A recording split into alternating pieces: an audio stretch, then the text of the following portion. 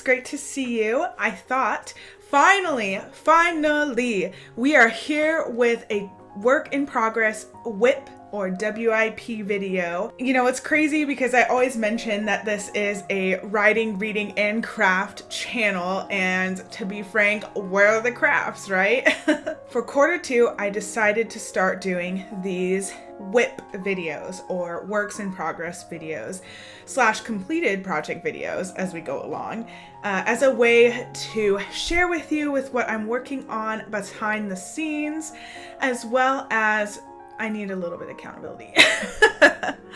Nonetheless, probably other people feel the same way. I'm just gonna keep telling myself that. So let's jump in and let's see what I'm working on. So, of course, I think I would start with completed, but I don't have anything completed yet because now I'm actually taking my craft projects seriously and getting them done. So we are gonna move on to WIP or works in progress. So for works in progress, I wanted to share with you something special with my mom and I, because my mom is an avid knitter. She is fantastic, very fast knitter. Oh my goodness, she gets a lot done. And I'm a slow knitter, so I'm working on that though. We decided to take on the goal this year to knit together along with my sister a knitting pattern for socks. It was great because my mom and I, we chose the same color scheme, which is the DK sock set called Liquid Candy Prickly Pear. Here's the label. This is done by Candy Shop Yarns, which is most beautiful yarn, which I'll get into in just a second. But we also selected the pattern from the Bakery Bears. They're a YouTube channel here and they are so much fun. I highly recommend their channel. They're British and they actually do a couple of series where they roam along the English countryside, which is so cool. We get to learn more about British history from the husband or partner of the lady who's a part of that too. Do you like how I'm describing it? I can't remember their names right now. Oh, I feel so bad. But they're called the Bakery Bears. They're really cool, very fun. Highly recommend their channel. And another knitting channel, before I get too far down this pathway, I recommend is Fruity Knitting Podcast. Fantastic, high quality, high done, just wonderful. So I highly recommend those. We decided to select from the Bakery Bears YouTube channel their Floofy House Socks sock pattern, which you can see here has a little bit of detailing, as you see, a little bit of lace drama, if you will, but still relatively easy for all of us to do pretty quickly. And what's great is that it seems like they have what's called a butterfly heel, which is kind of reminds me of the German short row heel. Maybe they're the same, maybe they're different, I'm not sure, but the concept is pretty much the same, where you decrease and you increase for the heel, which is what was very appealing for me. And the umbrella, I guess toe flap, if you will. I've never done that before, but it also looks pretty easy. So I'm very excited. My mom highly recommended those techniques and I trust her. She's made at least 7+ pairs of socks pretty quickly. So she is awesome, fantastic, next level knitter. So I trust her in the selection of sock patterns. I thought I would share that with you. And I would say in terms of level of difficulty, this is actually fairly easy. It's not the most easy. It's probably one step up from that because you learn how to knit together and purl together, and you have to learn a couple of other techniques. So I would, as a beginner or advanced beginner, I definitely recommend. I feel like it's at that level, if it's even advanced. I'd probably say beginner intermediate maybe. So I highly recommend at least what I've done thus far, which I'm about to show you, this pattern for sure. Now, with this pattern though, I did have to downsize the needle size that I was using because it was a little large in terms of the counting. So be aware of that if you ever use this pattern, that you may want to downsize your needle or just check how it's working for you, because I think this pattern is much more looser sock pattern. And a lot of times I feel like I want a sock that's going to stay on my foot. That's not necessarily too baggy, so watch out for that. I would say that for sure.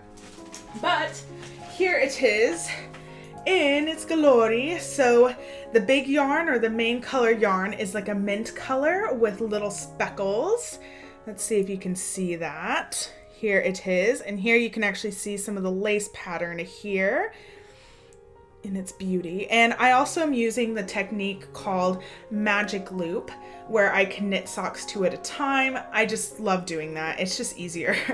And first of all, you actually prevent the what they call is the one sock syndrome, where one sock is bigger than the other or smaller than the other, by doing this approach. And it's actually pretty easy. I will have to find some videos for reference for you if you're interested in doing that. And here's the heel flap that I finished. It's the butterfly just recently, as you can see, and it's in like a coral color. It's so crazy because in the mid 2010s, it felt like all the rage was this coral and mint teal color. So it felt like a little bit of a flashback for me, which is weird because it's only like maybe 6 or 7 years ago now. You know, I thought I would share those. So that is my works of progress in terms of what I'm doing knitting wise. So very cool, very excited. I'll let you see that up close. I always like to see knitwear up close and see this beautiful knitted stitches. Oops, sorry, little ASMR with the needle, maybe unpleasant. And here in the lighting, you're not seeing that full saturated mint color. It is a little bit warmer than what you're seeing here. So very lovely, but I'm very excited. That is what I want to finish this month for my knitting. Now for my quote unquote crafting side as well, something I want to do is I found these adorable bookends at, sorry for the wrapping, you might hear that. A little ASMR. I to be honest, I'm not a huge fan of ASMR. I'm okay, I guess, with this kind of ASMR, but you know what? The ASMR that I'm not a huge fan of is the whispering, but nonetheless, back on course for the crafting section of this video. Projects upcoming. So I found these cute little adorable bookends at my local Goodwill, but I think it may have been Walmart or Target, I'm not sure. I recognize that like $5 mark from somewhere, either from Target or from Walmart. But I did find these, and they're white, and I want to customize them. I'm gonna paint them with different colors just to give it more color. And what's great about these bookends, first of all, they're heavy. We like bookends that are heavy because then they'll actually hold the books up, because right now I have some wood blocks and they're just not heavy enough. It'd just be a pain to keep my books where they need to be if the actual bookend is heavy. So it's great to see that these are heavy. Also, I wanted to say what's great is they actually have these little container compartments for like pens, for bookmarks, anything that you might need. So you're ready to go. If you want to grab that book right off your shelf, you can just grab your pen, grab your post-it, whatever it might be, bookmark, and you're ready to go. So I thought, you know, it would be really cool. No offense to them. I mean, they're pretty all white, and I know that's an aesthetic out there, but I wanted to paint these a variety of colors. And so I will be working on that this month, probably later this month for sure. But I thought I would share that with you so you can get some ideas. Feel free to always go to your local thrift stores and look for projects that, you know what, you might be able to transform and what you call upcycle, if you will, and redeem to that next life. And so always be on the lookout for that. If you're looking for something creative, feel free to go to your local thrift store and find projects to transform. And there's not much transforming I'm really doing with this. It's really just painting it and bringing that life to it, which, you know, is a different kind, I guess, of upcycling. But always be on the lookout. You know, that's what I love about thrift stores, is you never know what you're gonna find. That is my plug, I guess, for thrift stores.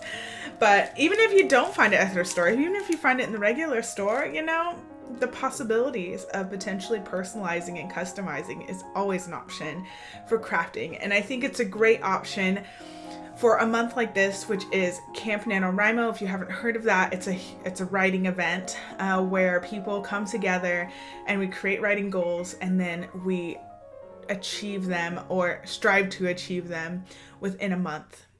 And so I'm investing a lot of time this month to really working on my novel. I hope you come along and join those. I have writing streams just for those alone. Check my channel and see what's there so you can come and join for that. For my crafting, I thought these would be perfect for this time where I'm not going to have too much time, but they're pretty straightforward projects, so I will be able to do it pretty quickly. Those are my projects for April 2022, and I hope you come and join me. Feel free to hit the subscribe button and the notification bell so you don't miss anything, and also just come and join me on these adventures, work on your own projects, and feel free to comment down below what kind of projects you're working on. Are they knitting projects, crocheting projects? Are they crafting projects? Are you also on working on writing projects? Feel free to comment down below and let me know. And I would say take care, happy crafting, happy reading, happy writing, happy everything. And I'll see you in the next video. Bye!